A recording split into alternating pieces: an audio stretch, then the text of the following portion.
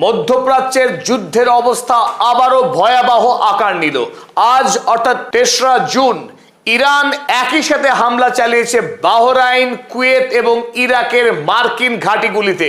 আমেরিকার সঙ্গে ইরানের শান্তি চুক্তি ভেস্তে যাওয়ার পরই দফায় দফায় একদিকে আমেরিকা হামলা চালাচ্ছে ইরানে, আর তারই জবাবে ইরান তৎক্ষণাৎ মধ্যপ্রাচ্যের একাধিক মার্কিন সেনা ছাউনিতে আক্রমণ চালাচ্ছিল ইরান। আর সেই মাত্রা আজ অর্থাৎ ৩রা জুন থেকে মারাত্মক হারে বৃদ্ধি পেল। মধ্যপ্রাচ্যে আমেরিকার নৌবাহিনীর সদর দপ্তর 5th ফ্লিট বাহরাইনে অবস্থিত এই 5th ফ্লিটে আজ ভোরবেলাতে হামলা চালিয়েছে ইরান। একই সাথে কুয়েতের এয়ারপোর্ট, আলী সালেম সামরিক ঘাঁটি এবং ক্যাম্প আরিফজান, কুয়েতের এই তিনটি কেন্দ্রে হামলা চালিয়েছে ইরানের এরোস্পেস ফোর্স ড্রোন এবং মিসাইলের মাধ্যমে। তাছাড়া ইরাকের ইরবিলে মোসাদের দ্বিতীয় সদর দপ্তর, এই সদর দপ্তরেও হামলা চালিয়েছে ইরানের IRGC সেনা। আর এই আক্রমণের ফলে ইতিমধ্যেই কুয়েত এবং বাহরাইনের সমস্ত ফ্লাইটকে অনির্দিষ্টকালের জন্য বন্ধ করা হয়েছে।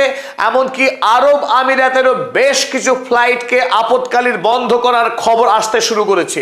ইতিমধ্যেই কুয়েত থেকে বেশ কিছু মানুষের হতাহতের খবর পাওয়া গেছে। সুনির্দিষ্ট সংখ্যা যদিও জানা যায়নি, কিন্তু কিছুক্ষণ আগে কুয়েতে একজন নাগরিকের মৃত্যুর খবর পাওয়া গেছে।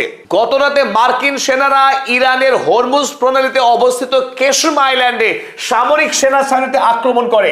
আপনারা স্ক্রিনে যে ছবি দেখছেন, এই সেনা ছাউনির উপরে আক্রমণ করে মার্কিন সেনারা। আর এই কেশম আইল্যান্ডের দক্ষিণ দিকে অবস্থিত টেলিকমিউনিকেশন টাওয়ারের উপর আক্রমণ করে মার্কিন সেনা।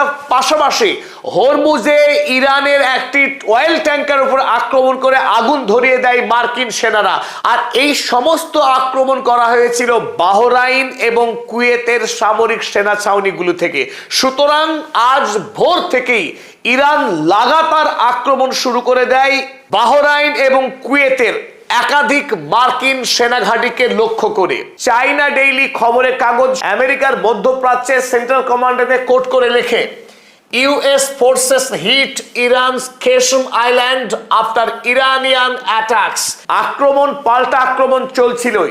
গতরাতে আমেরিকা যে কেশম দ্বীপে আক্রমণ করেছে সেই খবরের সত্যতা স্বীকার করেছে আমেরিকার সেন্ট্রাল কমান্ডার। ফলে ইরানের পক্ষে আমেরিকার এই আক্রমণকে তীব্র ধিক্কার জানানো হয় এবং তার পাল্টা হামলা চালানো হয় ইরানের পক্ষে। সেই খবরই ছাপা হয়েছে টার্কিশ নিউজপেপার আনাদোলু আজান্সিতে। Iran accuses US of launching attacks on tanker Qasem Island from bases in Kuwait and Bahrain.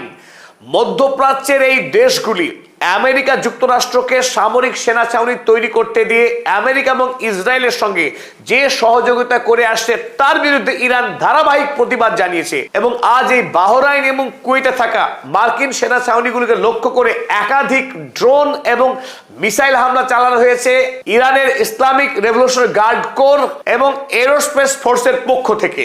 এশিয়ার তৃতীয় ক্ষুদ্রতম দেশ বাহরাইন, যার প্রস্থ মাত্র 16 কিলোমিটার আর দৈর্ঘ্য 48 কিলোমিটার। এই ক্ষুদ্র দেশ বাহরাইনেই আমেরিকার এই 5th ফ্লিট অবস্থিত। আপনারা স্ক্রিনে এই মুহূর্তে দেখছেন, এটি হচ্ছে আমেরিকার সেই কুখ্যাত 5th ফ্লিট। আমেরিকার নৌবাহিনীর প্রধান সদর কার্যালয় মধ্যপ্রাচ্যের। এই 5th ফ্লিট থেকেই সৌদি আরব, ইরাক, ওমান, বাহরাইনের মতো সমস্ত দেশগুলির চারিদিকে অসংখ্য বড় বড় রণতরী এবং বিপুল সংখ্যক মার্কিন নৌসেনা উপস্থিত থেকে এই পুরো মধ্যপ্রাচ্যের উপরে সামরিক কর্তৃত্বকে কায়েম করে রেখেছে মার্কিন যুক্তরাষ্ট্র।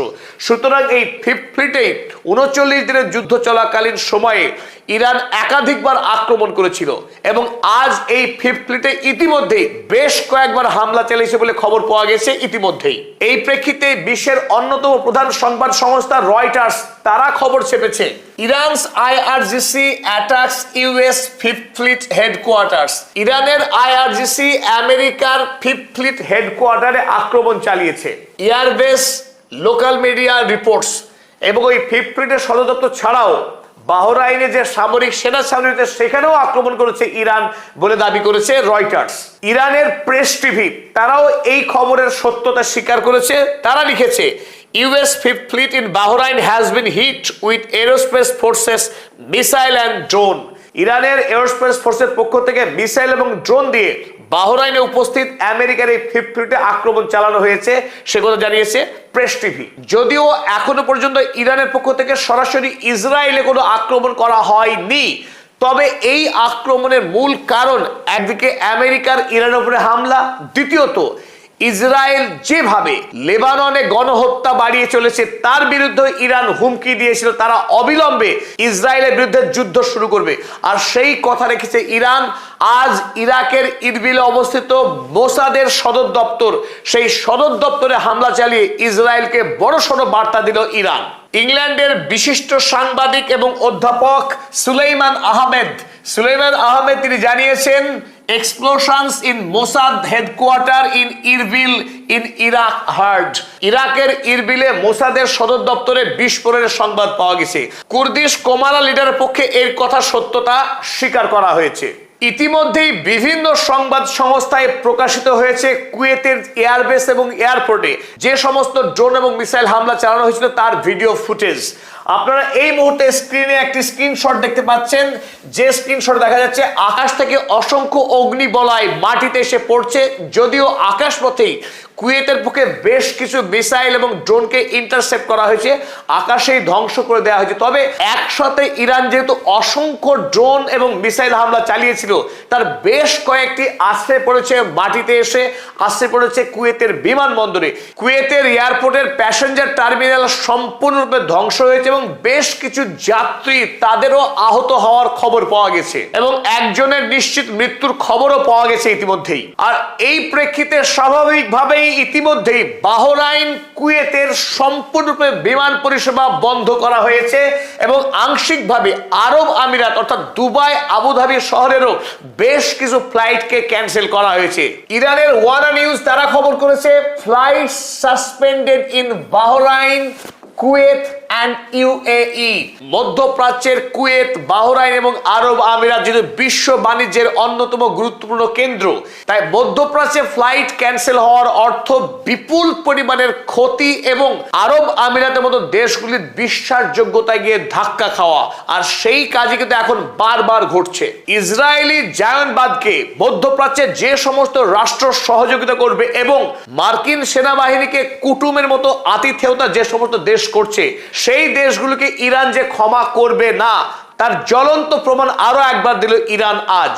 যদিও মধ্যপ্রাচ্যের অবস্থা ইতিমধ্যেই অগ্নিগর্ভ, তবে আমেরিকা বা ইরানের পক্ষে কিন্তু এখনো পর্যন্ত জানানো হয়নি যে তাদের মধ্যেকার যে যুদ্ধবিরতি চলছিল সেই যুদ্ধবিরতি আদৌ শেষ হয়েছে নাকি ফুল স্কেল ওয়ার অর্থাৎ পূর্ণ মাত্রায় যুদ্ধ শুরু হয়েছে কিনা। তবে 39 দিনের যুদ্ধে যেভাবে ইরান লড়েছিল, ঠিক একইভাবে নতুন উদ্যমে যুদ্ধ শুরু করেছে ইরান। কারণ আজ একই সাথে বাহরাইন, কুয়েত এবং ইরাকে যেভাবে হামলা চালিয়েছে ভোর থেকে দুপুর পর্যন্ত লাগাতার, তাতে কিন্তু এই